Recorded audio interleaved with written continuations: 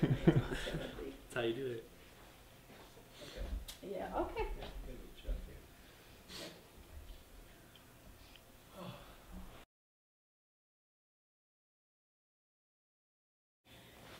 Okay. So the eating disorder started in high school. In my junior year of high school, I was in a play and I was on the cross country team, and I was captain of like everything, an officer of everything, and taking all honors classes. And I was really pretty happy with what was going on, but I was also, I think, kind of feeling sad, probably pretty depressed, but didn't really get it at the time, and was also always working, up super early and up super late. And I sort of felt like everything was out of control. And so the eating was just something that was, in the beginning, just really easy to control. And I was also on the cross-country team, and it was like not quite as good of a year as far as running was concerned, and so it was just one of those things where it was like, well, if I shed a little tiny bit of whatever's on my stomach or whatever, then I can go faster and it'll be better and it'll be great. And that's really why it started. And then all of a sudden it just sort of, I stopped eating even more. And then well, it went from restricted to something that was a lot closer to the lines of anorexia, but nobody noticed, and I didn't really notice either. I was just sort of not eating because it was easier. And then I worked at a summer camp, so I was living in a dorm far away from anyone who knew me, and started with some bulimia too, and I got pretty full-fledged, but nobody was around to see it, so nobody was intervening, and I kind of really liked it. I really liked being in control, and honestly, you didn't really even know it was happening until the end of the summer when I told my mom, and we started dealing with it. And by the end of high school, the eating stuff was kind of done. Simultaneously, I was coming out as gay, and senior year when I started telling people, both kind of at the same time, exceedingly common was, oh, you have an eating disorder, is it because you're gay? And it's a really small thing, but it was pretty huge for me, because you knew that when it was asked, it was a feminization, and not that there's anything wrong with being feminine in any way, shape, or form, but I've never identified with, like, my sexuality has nothing to do with my gender, if that makes any sense. It's just sort of, I happen to be interested in guys.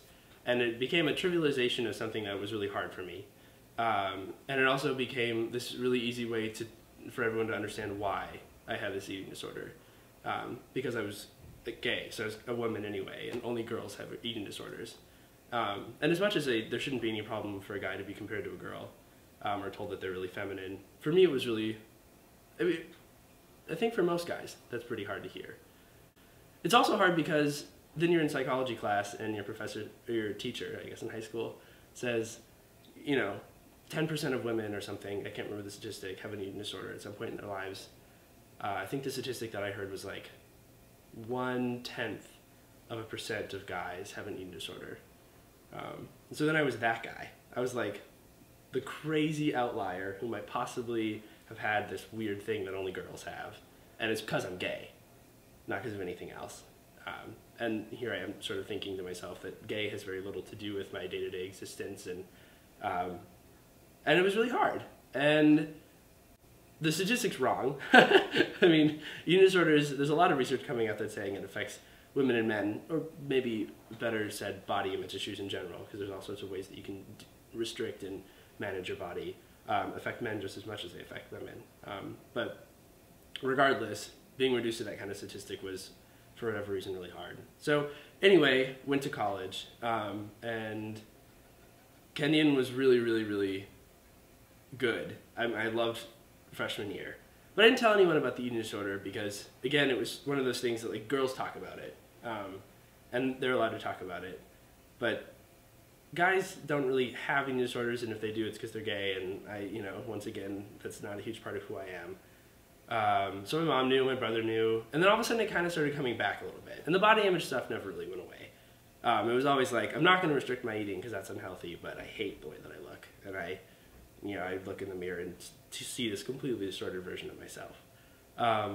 So over the summer, after freshman year, I was home and realized that if I could control what food I put in my body, I would be able to not restrict how I put it in my body or whether or not it came out again. So all of a sudden, I had this really empowering option and this way to, in the meantime of hopefully getting over the body image issues, figuring out like what is the core part of that, etc. I could just eat without worrying too much. So I called Kenyon up and said, hey, I really need to be off the meal plan. I need to just be able to go to the store and buy my own food. And it took probably another 30 calls and a bunch of emails, a lot of red tape, but Kenyon was really good about it. There was no judgment the whole time. It was sort of like, this is a really big liability for us. We can't just let students get off the meal plan when there's no way of carding anyone or anything, so we have to be 100% sure that you aren't just trying to cheat us out of our money. And I understand it. I wish it was a little easier, but I did it and it worked out and they let me off the meal plan for a semester. And that fall semester I went to the Thin exhibit, which was at the Gun Gallery, the local art gallery, and it's a national artist, and I think the exhibit has been all around the United States, but when it came here, it was just about women who went to a treatment center for like really bad eating disorders. So these are women who like are dying, and their entire life has been totally and completely consumed by this obsession with their body and with the food that goes into their body. And I'd sort of forgotten how bad it had gotten for me. Like, I would leave class in high school so that I could walk up the stairs and down the stairs again 3 or 4 times per class, every day, every class. Or, I would stay up all night long because I knew that if I stayed up all night long, I'd be too tired to eat the next day. Stuff like that. And it all kind of came rushing back at the Thin exhibit. And that was really a good reality check. But the really powerful part was seeing all these women who were totally and completely obsessed with changing the way that they looked in some way or another, or restricting their eating because they weren't happy in their bodies. And I just kept looking at them and thinking, these are beautiful people. These people are stunning. Every single one of them is way too beautiful to be doing this to themselves. And that was when I realized that I'd spent my whole life thinking, if there are beautiful people, there are ugly people. And if there are successful people, there are unsuccessful people. If there are people who are thin, or people who have achieved, successful eating disorder status, or successful personhood, people who've done anything good, then there have to be people who've done bad things too. And so if I couldn't be that model that I'd constructed for myself, then I really wasn't worth it. But I saw all these women and realized that everyone can be beautiful at the same time. Because all of them were, for different reasons. And they didn't cancel each other out, And you didn't somehow start ranking them from like better to worse. And that was it. It's been like 1.5 years, and I haven't once thought about restricting my eating. Sometimes I look in the mirror and I'm like, oh, I hate that zit, or like, that's not a good angle, but I just kind of look at myself and say, just like everyone else, Tim, you're a beautiful person.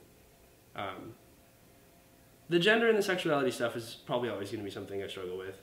As in, I think it's an important thing to be able to share that I had an eating disorder when it's relevant, but unfortunately I think a lot of people are going to assume that it's because of my sexuality, which doesn't really make any sense.